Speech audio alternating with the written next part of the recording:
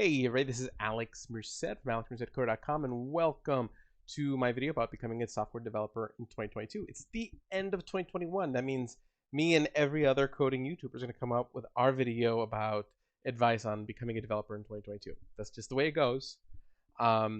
Everybody has their own sort of unique nuggets of wisdom, so it doesn't hurt to watch all of them. You're going to hear a lot of the same things again, which tells you that those are the right things you need to focus on. And you'll hear some novel things that might be useful along the way. So let's get to it. First, I want to set expectations. Okay. A lot of people think that they can just, jump in and overnight become a software developer. You can become a software developer. That is not a question. If you want to become a software developer, you can, and you can do it pretty quickly. Like it's definitely possible to get yourself there, and on your own. But let's just put some things into perspective. Like generally you always hear I think it's from like that book, The Outliers, where like the number is 10,000. So it takes 10,000 hours to master something. When you think about that, if every work year is technically a 2,000 hour work year, if you work full time, 40 hours a week, that's 2,000 hours a year. So technically to be a master of your particular job, you'd need to be like working at it like for 5 years. So this is why you always see like these 5-year experience ads, because everyone wants a master of things, but they want to pay them entry level prices, but that's not reality. So again, you always have to take job ads with a grain of salt. But just so you can understand where that 5-year number comes from, it's because technically, if you worked 5 years in something, you've done 10,000 hours of it, you should be a master of your craft. Really, to be employable, you really want to get to the 1,000, 2,000 hour mark. Okay.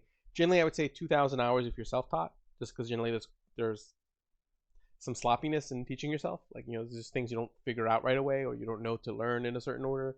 So it ends up taking a little bit longer, but of course, less money out of pocket. 1,000 hours, so like 6 months if you go to like a boot camp or something. But again, that's still like think about like 6 months. So I mean, if you spend 3 months prepping before you go to a boot camp, then you're probably ready to pretty much land the job right after you come out of the boot camp. And if you go to a boot camp, and then you might have to spend like 1 to 3 months afterwards still doing some additional preparation to really like hit that sweet spot. So but again, 6 months is certainly better than a year. Okay. And it can be faster than that. It can be. I've seen it be faster than that with a boot camp. But you have a couple different choices depending on what you want to do. Get a degree, which is like go get a computer science degree. That's 4 years, pretty expensive, but it can be worth it depending on the job you're looking for. So if you're looking to kind of do things like data engineering, working on operating systems, working on like NASA, really like intense to the, bare to the metal type programming, then that 4 years of that intense sort of, learning every every design pattern, every data algorithm, every data structure in and out for like 4 years is pretty useful. And you'll be using languages like generally like Java and C++ during those 4 years, which are going to be the languages that level of work is going to need. So if that's the kind of work you want to do, then that's a great way to go. You're going to get that extra depth and sort of like a lot of that foundational stuff, which even if you go one of the other two routes, I do recommend that you spend some time with that. But you're going to get a much deeper cut. But again, the price tag's a lot more. But again, if you're looking for the right type of jobs, then that makes sense. If you want to go get a 4 years computer science degree to be a web developer, the price tag may be a little steep. Self-taught, can do it. Many developers are self-taught or a mix. Okay, oops, let me go back. Let me go back, I guess not. Oops, now I skipped 2 slides, so I'll just do this. Okay, how to learn. See, I can do that because of the magic of computers. Okay, now you can go to a boot camp. Like that's what I did. Like I taught myself a lot. I probably spent several months training myself before I decided to make the switch and go to a boot camp. And the nice thing about a boot camp is that one, it gives you sort of a structure. It gives you sort of a rubric of like how to, like a lot of people, what they'll do is they'll watch a lot of these like online videos about like, okay, here's how I start to become a developer. And they get this idea that all I need to do is really learn React. or they hear their friend, I just need to really learn React, and they dive right into React, and they're just overwhelmed. They don't understand what's going on, and it doesn't go very well. And maybe over time they become somewhat okay at using React, but they can't really operate outside of there, and they can't really operate outside of basic sort of tried and true patterns within that ecosystem because they don't know the fundamentals. So going to a boot camp, they really kind of force you to say, okay, hey, we're going to go do HTML, CSS, JavaScript first. And again, depending on what program, I'm coming from the perspective of a web development program because that's what I did. But there are data science programs, there are data analytics programs, mobile developer programs. You can find a boot camp for anything. But they'll start, the good programs start bit by bit. My experience is with General Assembly. I've taught with General Assembly as well, and I can definitely speak to the quality of experience and the quality of support that students get. But that's an option. Okay, again, all three have options. Like the thing with self-taught is like you really gotta be very disciplined. So if you don't think of yourself as a very disciplined person, the kind of person who's gonna make sure that they wake up, kind of study at the same time every day, push yourself to do projects, whatnot. If that's not you, then self-taught's not the way. Okay, then a boot camp's gonna make a lot more sense. I would say for the 90% of people, a boot camp's gonna be the most practical option, cost-wise and time-wise. But do realize, especially if you're doing a full day intensive boot camp, that is your life for that 3 to 4 months. Okay, like don't try to maintain a job. Like save up some money, and then that's all you do. Like for 3 months, you eat, sleep, and breathe code. Okay, don't go into it thinking, oh, I'm gonna have a life and I'm gonna relax on the side. Like again, it's not gonna, like some days will be more intense than others, but especially in those early days, like if you really make sure that you put in the time at the early stages, the program goes pretty smoothly. But those who take it for granted in the beginning, they're going to find themselves having a hard time catching up towards the end. So go in there and take it seriously, and you'll find it to be a very rewarding experience. And then when you do fall behind, if you do, make sure you talk to your instructors. Generally, most boot camps are really want you to succeed and will figure out ways for you to kind of figure out what's best for you to stay on track and get to where you're going. Because again, the goal is to get you where you're going. But before you do that, so before you make that decision whether you're going to go be, go get a degree or self-teach yourself or go to a boot camp, first thing you should do is just do some basic learning to kind of make sure that this is something you feel comfortable with learning more of. The best place to start is like with General Assembly's Dash programs, like this 5-lesson free thing. It'll give you a nice flavor for HTML, CSS, and JavaScript to see if you like that. I also recommend doing the JavaScript algorithms course over their free code camp. It's free, and it'll give you enough. So basically, if you're leaning towards going to a boot camp, having that under your belt, or a good chunk of it under your belt before you start, it's gonna make your life a lot easier in boot camp. Okay, people, go in there with 0, which is fine. You'll survive just fine. But if you go in there with some fundamentals of JavaScript kind of under your belt already, you're going to find yourself in a much better place, and you're going to find that you'll absorb a lot more and get a lot more out of it. So just kind of doing that is going to give you that nice foundation in JavaScript, so that way it's less of a fire hose of information.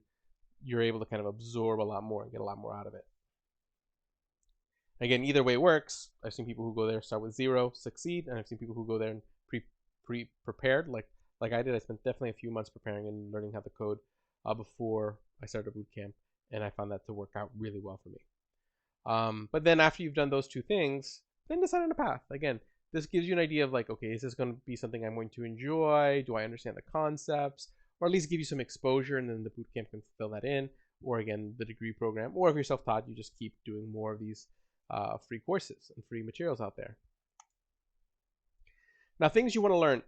A big mistake a lot of people make, especially if they're self-taught, is they just focus on coding and writing code, but then they never know how to do anything practical with it because they know the language, but there's a lot more than just the language that you need to know.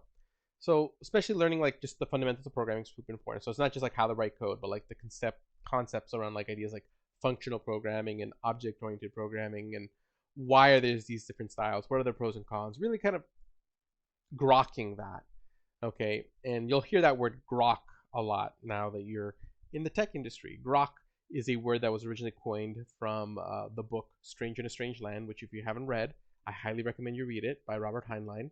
And grok was this word that represent a deep understanding of something. So the main character, who was like this human who was raised on Mars, would use the word of his Martian family and say, to grok things would be to like to understand things. So it's like, I do not grok this, or I do grok this. So if you ever wonder why you hear that word a lot, where does it come from?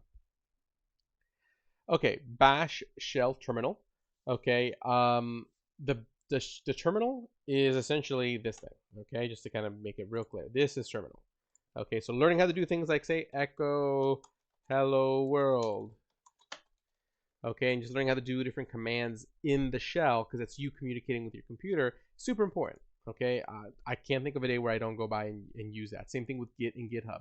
Doesn't matter what language, what job you're working in, you're eventually going to need those two things almost on a daily basis. So they may not be the most exciting things on the list of things to learn, but once you really kind of dig into them and learn how to use them, they really do make your life as a developer a lot easier. There's all sorts of things you can automate using bash scripts, and Git allows you to really make sure that all your code's backed up, and you can switch versions of your code or go back in time in case you mess something up. It really makes your life a lot easier.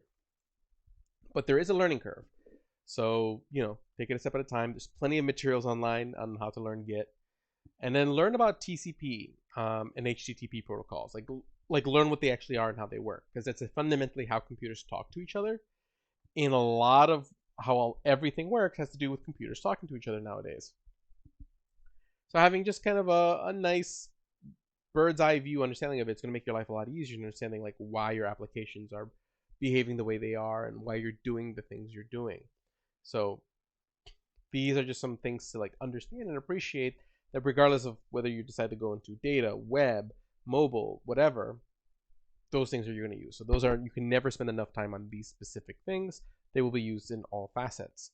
When learning a programming language, the first thing you want to learn is how to print text to the console, because that's going to be your number one debugging tool in any language. It's the one thing you will always have when it comes to debugging. Learn about data types. Every language has different types of data, so like everything gets broken down into either like JavaScript does it pretty simply, where like there's numbers, strings, and booleans. But learning what those data types are and what they mean, so like numbers are numbers, strings are like words and letters and quotation marks, and booleans are true and false. But really appreciating that these are three different types and that the programming language recognizes these different data types is going to go a long way in really thinking through a lot of things. Control flow. This is just like being able to say, hey, do this code if this is true. Do this code if this is true. Repeat this code as long as this thing is true. It's just things that are going to allow you to not have to repeat your code over and over again, or allow your code to branch off in different directions. That's going to be, you'll be using that a lot. Actually, you'll be using all these things a lot. So again, these are things you want to spend time on. Something that's taken for granted, especially in the first couple of years of programming, is really appreciating the difference between a statement and an expression. A statement being a line of code that gives you nothing back. It might do a thing, but it doesn't return a value. While an expression is a block of code or a bit of code that, when it's all said and done, gives you back a value. Could give you back a number, a string, a boolean. So some languages are very expression-based. Some languages are very statement-based. And really having an appreciation for what parts of a language are statements and are expressions are going to make your life a lot easier. That was something I didn't appreciate until much, much, much later, and I wish I understood from the beginning. Data collections. You'll oftentimes have lots of data bundled up, either in index type structures, where basically like the first item is index 0, the second item is index 1, third item is index 2, and you'll have other collections of data that are organized by key value pairs, where each piece of data has a label. So this piece of label might be name, and that name has my name, and there's another key in this bundle called age, and then there you'll find my age.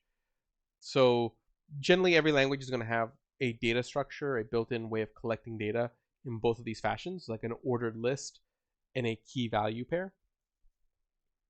You want to learn how to use those collections and learn how to use them well, because that's what you'll be surprised how much you'll be using them. Functions. How to write functions. Functions are just bundled code. So essentially what you're doing is you're just saying, hey, this label here represents a bundle of code that I want to be able to use over and over again. But really learning how to use that to make sure that your code's more succinct and easier to organize is going to be a great use to you. Objects, learning object-oriented programming, learning how to write classes, instantiate classes, and apply different creational behavior and structural design patterns with those classes is going to be pretty useful. Some of those will come up quite a bit, like things like dependency injection, singletons, things like that. And you'll know what I mean when you get there and you start studying those things, those words will pop up. How to read and write files, like how to just say, hey, read the data from this file, let me go do stuff with it. Let me write some stuff to that file. Learning how to do that, every language has their way of doing that.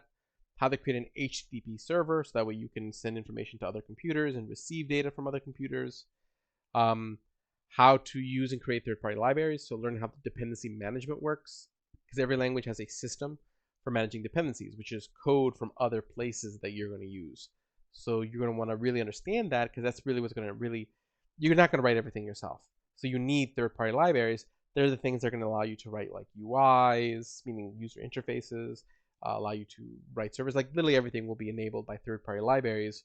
You'll constantly be standing on the shoulders of people who wrote code before you and adding to the overall code base that is the world. Now this starts focusing on more specific roles. If you want to be a front-end developer, you want to have a strong understanding of HTML, CSS, and JavaScript. Bottom line, you can never spend, if you want to be in the web space, especially in the front-end space, you really want to know all three of these in and out. Like, spend the time learning like every HTML tag, like go through the list of CSS properties and understand what they are, and really feel comfortable with like manipulating the DOM with JavaScript. And then you would take that to the next level once you feel really comfortable with HTML, CSS, and JavaScript. And again, really get comfortable with HTML, CSS, and JavaScript first. You should be able to build pretty nice 1 or 2 page websites with just HTML, CSS, JavaScript comfortably.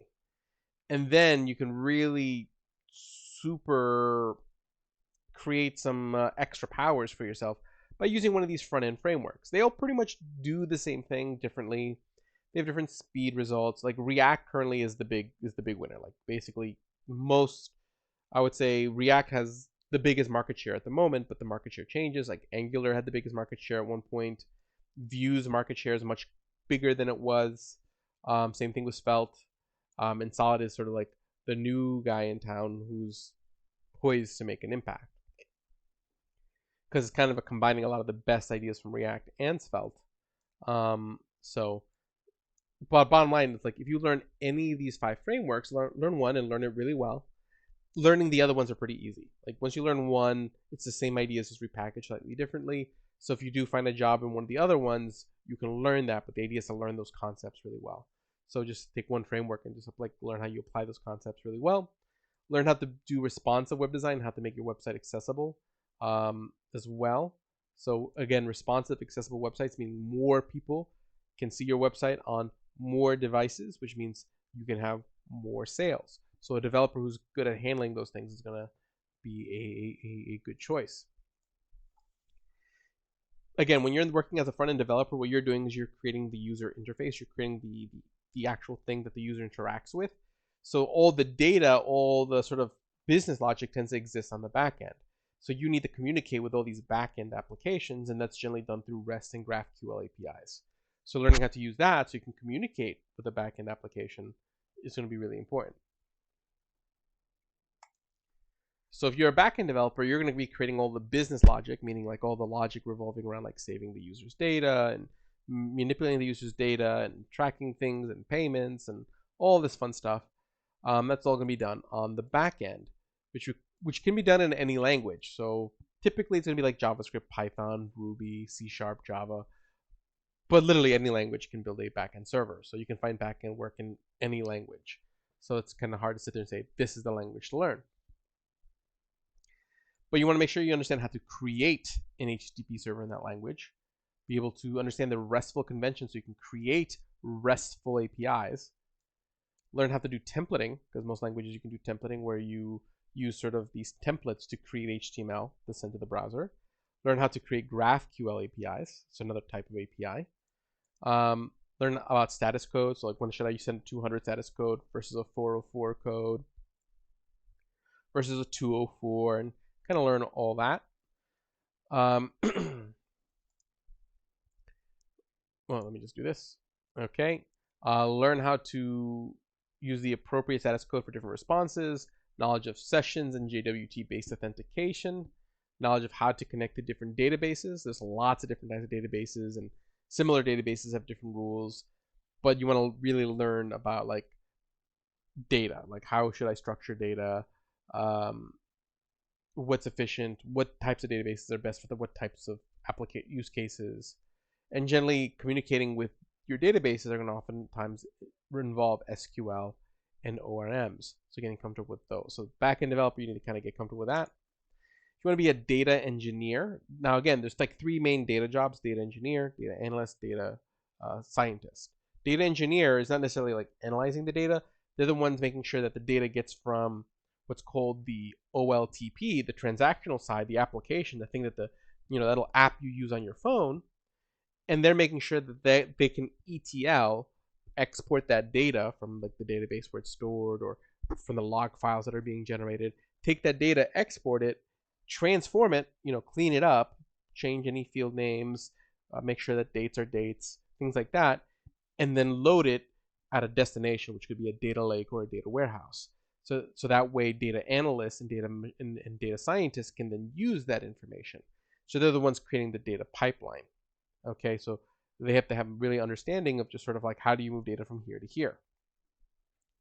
And that's oftentimes going to be using a lot of SQL, Scala, Python. So you want to learn those languages. You want to learn about terms that I've just kind of explained: OLTP, OLAP, ETL, ELT. What are data lakes and data warehouses? Knowledge of using cloud service, because nowadays a lot of these data warehouses and data lakes exist in cloud storage. A lot of this data is stored in the cloud through AWS, Azure, Google. Strong data structure and algorithm knowledge, because really when you're dealing with huge amounts of data, it's all about trying to figure out how to not make analyzing that data take weeks or days. Instead, make it take seconds and minutes, and that requires really efficient data structures that can be searched through very quickly. So in this case, like data structure knowledge is like really, really, really, really important because you're dealing with huge amounts of data. Data analyst and data scientist is more like, well, the data analyst is going to be more like taking the data, querying it, getting information, and generating like visuals that can be used for making business decisions. So generating graphs and charts.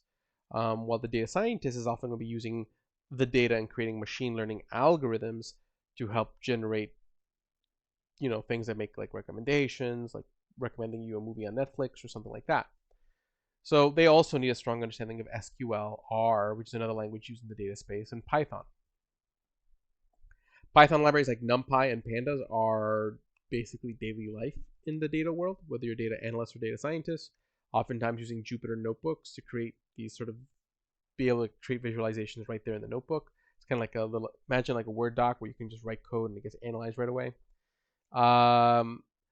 Tools that also used to create the visualizations are like Tableau and Power BI from Microsoft. And then if you're doing like machine learning, then things like TensorFlow, which they actually have a Python and a JavaScript version, are used for machine learning. Now, if you're a mobile developer, meaning you want to make mobile apps for iPhones or Android, you're going to want to learn Swift if you want to build iPhone apps. Like that's all you want to do, just build iPhone apps. Then Swift is the language to learn. You want to become as good at Swift as you can, and then you can get a job as an iPhone app developer. Same thing with Kotlin. Learn Kotlin really well, and that will put you in the Android space. But nowadays, while some people need to build two apps, they need a Swift and Kotlin developers because they need to use the cutting edge features of the phone, and you're only going to get that with the raw language, Kotlin and Swift. So they'll hire two development teams for their app. But a lot of apps don't need all that. A lot of apps are fine with just the basic features of the phone. So they can use a React Native or a Dart Flutter to do what's called cross-platform. So you create one set of code using React Native, which uses JavaScript, or Flutter, which uses Dart as its language, and you can create code. You can write code that can be used for both Android and iPhone. And the cool thing about the Flutter Dart is that same code base can also be used for web. So you can write one code base, and you now have a web app, a iPhone app, an Android app, and I think eventually they're going to add the ability to make a desktop app as well. So all with one code base. So that's pretty cool, which is why like Flutter gets all this hype. React Native kind of is going in that direction too. I think there are speed differences, but React Native, the benefit there is that if you already are a web developer and you know JavaScript and you know React, you can then take those skills into making mobile apps. Okay, knowledge of the difference between push and text notifications. Okay, so with the phone, you have some other ways of communicating other than just like email. You can send texts to customers. You can send push notifications to customers, and they do have different pros and cons. And kind of getting familiar with that is going to help you out. Wait, let me go back to the mobile developer. Kind of itchy mouse finger. Okay, but bottom line, you're going to end up using a lot of the same knowledge as the web developer as far as building the app and interacting with third-party APIs and building a visual UI. Oftentimes, HTML and CSS will come into play there. So it's really just main thing is like learning one of these platforms over here on top of a lot of that web development knowledge. Developer advocate, evangelist, relations. So you'll see like developer advocate, developer evangelist, developer relations. The point of this job is not necessarily, you generally have to be a developer to do this job because otherwise you wouldn't know how to communicate the things you need to communicate. But the idea behind this job is that you're more out there to build hype, to build awareness of a product. Okay, so you might be working for a company that creates app X. And app X is a service that is provided that maybe has an API. And basically, really like the strategy of this X company is that if other developers make use of their API and build integrations, other consumers will then use the app. So they have, of course, you have like your marketing people who are trying to promote the app to potential customers, but then you need people who are promoting the API to developers. And that's what the developer advocates, evangelist, relations do. They'll take a particular sort of product at the company that's really geared towards the other developers and build communities around it, make not marketing, educational materials around it, like a blog post about how to do X or a video on how to do Y, go to conferences, meetups to speak, really go out there and be passionate about the product and get that word out there and be like, hey, let me tell you guys about this thing that's happening. Okay, and that's this role. So if you're someone who likes to create content, and you like coding, this is a particular role that might be a good fit for you. Then there's a sales engineer. Similar, the difference is that you're not talking to other developers. What happens is that you're more like the person who translates. So there's a sales team who's communicating with a particular customer. Okay, so again, thinking of this app that targets enterprise customers. Now we're talking to this enterprise who's considering adopting the app. They're not developers, but they have certain questions and maybe more technical than what the sales team can answer. Problem is, if you bring in one of the developers, they may not be able to communicate it at a level that the customer would understand. So the sales engineer is someone who can walk both worlds. They can take the really high level technical concepts and then repackage them to communicate to customers when customers have really technical questions to assist the sales team. And vice versa, they can take a question that a customer has that isn't very technically framed and figure out what the real technical question is to communicate it to the development team to get an answer. So they're that sort of conduit between the sales world and the engineering team. But again, involves, you have to sort of be a developer because you have to understand development, but you're playing a different role in the process. Okay, technical writer, you're writing the documentation, great writing skills. Okay, so if you have a background in writing and are now learning how development, this is going to be a great job for you. Or be a sales engineer.